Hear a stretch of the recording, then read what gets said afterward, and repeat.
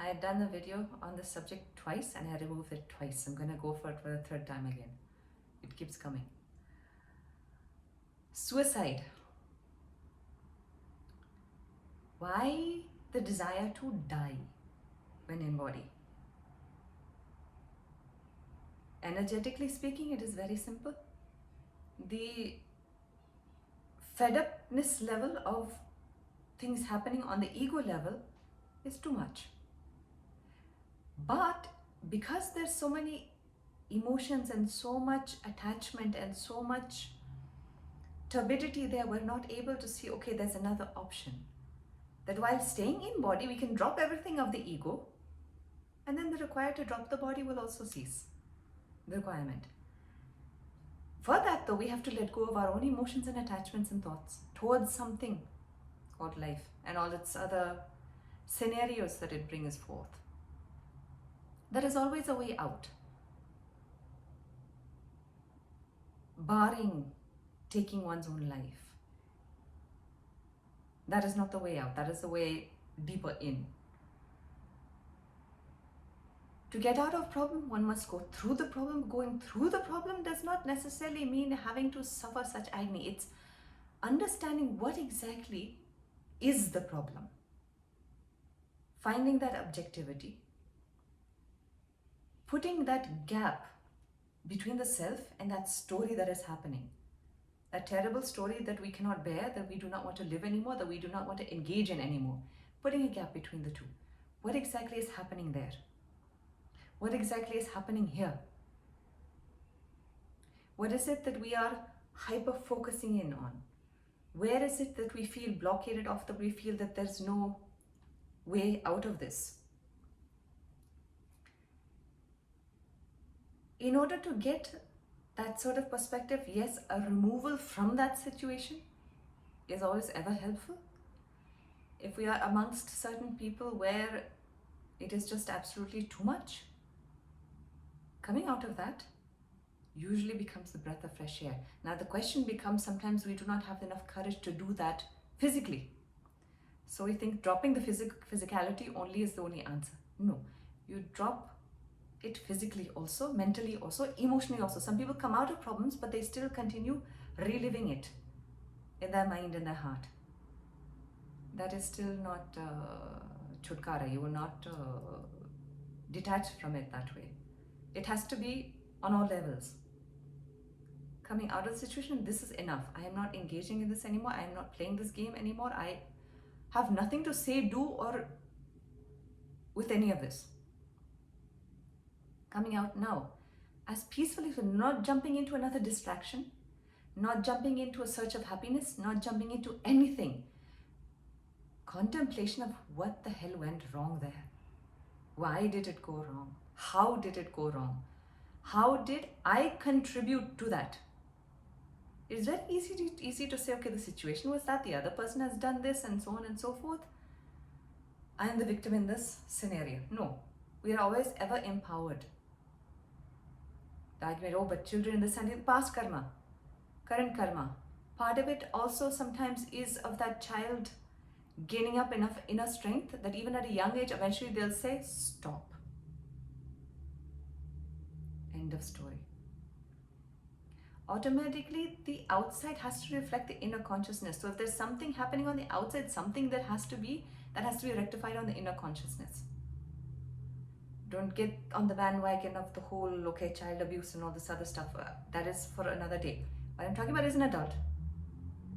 In the scenario of where certain things are not aligned. Life was going all right, and somewhere along the line it went really bad. Or it was mediocre and somewhere along the line it went really bad. Or it was bad to start with and somewhere along it went really bad. Somewhere along the line there was a course correction required. That can be done even when it's gone really bad.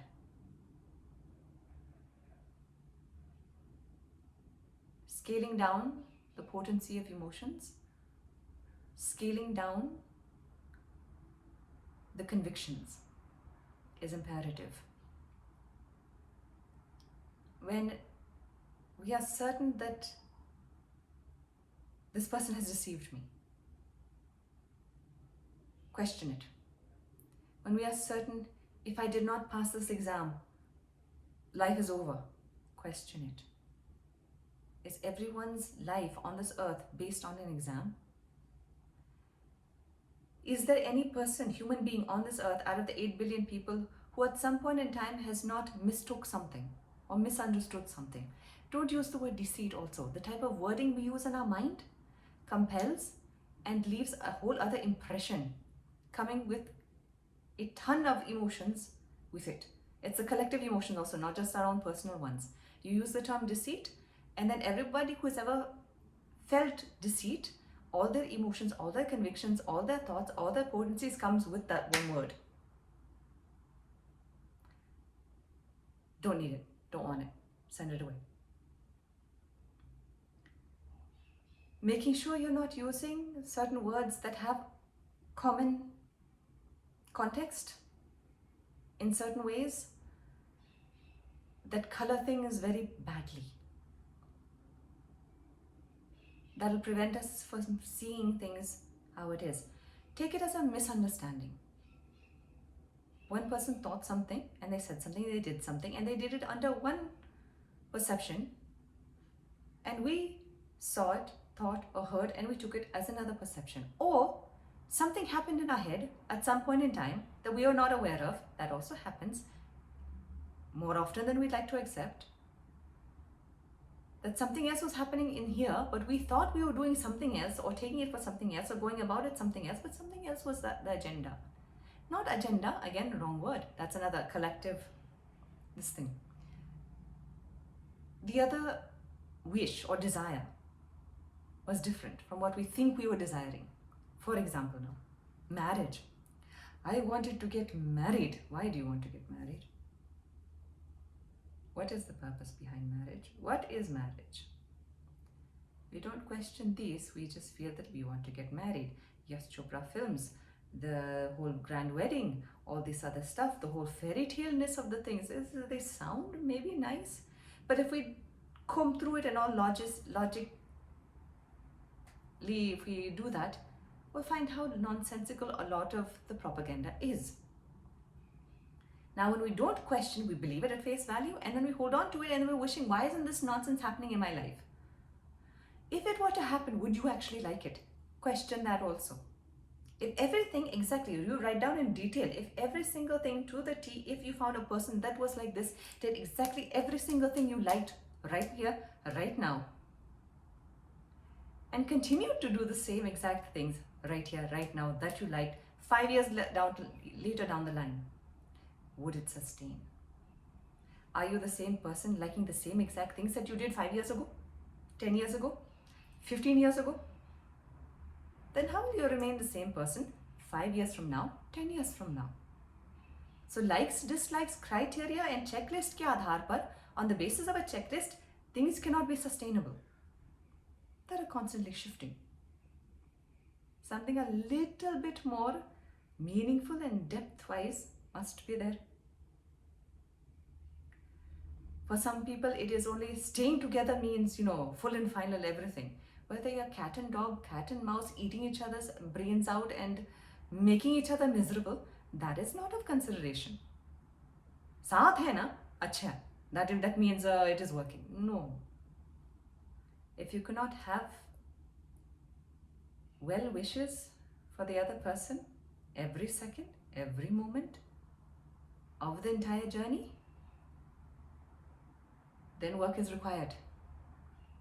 Not saying that you should not get angry or do not have any difference in opinion or so forth, but malice should not come into the picture, is my point being. When I say having good and best wishes here, there should not be malice. You should not feel what you're holding on to something that person said or did 5 years ago, 10 years ago, yesterday, last week, 50 years ago. This should not come. When there's a buildup of that, it's an infestation of another infection, of another level of toxicity. Constantly cleaning, constantly letting go, constantly clearing all of that. Otherwise, we compound things. In childhood this happened, in teenage this happened, in a young adulthood this happened, in mid-adulthood this happened, in elderly this happened. What is the point? Whatever, finish it off. Well, usually if you're finishing it off, sometimes it's not all the way up to there, but sometimes it is. It depends on what stage and what's your break point of certain things. Somewhere along the line, somehow or another, again, clarity has not emerged. Clarity is imperative. For sanity's sake, not just for hitting rock bottom or when a person feels absolutely cornered and helpless and just cannot take it anymore. Before that, just for clear sanity. Beyond sanity also, in order to keep a pleasantness, little bit awareness, little bit clarity, little bit pulling back, little bit letting go, little bit, lot of detachment is required. When we are too attached, if everything is a make or break or an all finality, that is where we get in a fix. The job is, the economy had crashed and so forth. There were people committing suicide and so forth because they lost their job. That faith or that confidence was not there only, that life can still go on. Something else faith can bring up, something else I can do, something else will happen. There is always scope, there is always room, there is always the universe supporting. We are not separate from creation, we are not separate from the universe, we are not separate from the creator. We are not separate from each other. Everything is connected, everything is interlinked, everything affects everything. Seeing that, understanding that, and going with that, trusting, having faith, and then working from my end also. Let's say what can happen now, let's see what can I do now, let's see how I can solve this, what can be done. This thing. It's also not something that comes overnight also, that okay, you lose all hope on this thing. Somewhere another line, there's been a defeatist thought process to start with. This has not happened, okay, what's the use then? This is not, okay, what's the use then? It's giving up. No. Don't give up. Don't accept defeat. Don't become compliant. Don't go into that tamas internally. There is, always is, something to be done in a positive sense. Some people find, okay, no, the only solution is something very violent or something very bad or something very out there. That is also not required. Positive only. Helpful only. Betterment only. For you and me. For the other person and the universal collective also. We have to keep reminding ourselves. Continuously seeing, continuously acknowledging, continuously breathing that in, that there is always good, there is always possibility, there is always help also, support also, love also, compassion also, peace also, contentment also, ever present, inside also, outside also, around us also. Never allow the mind to narrow down. Never allow it to, it heads down that trajectory, notice it, pull it back.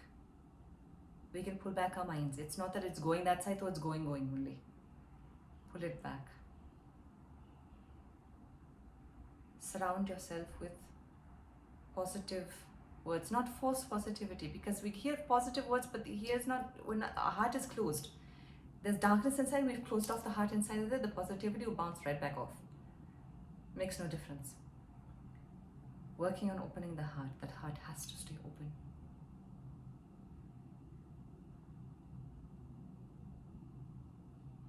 The awareness has to stay open. That is the main upai, and then the rest is after that.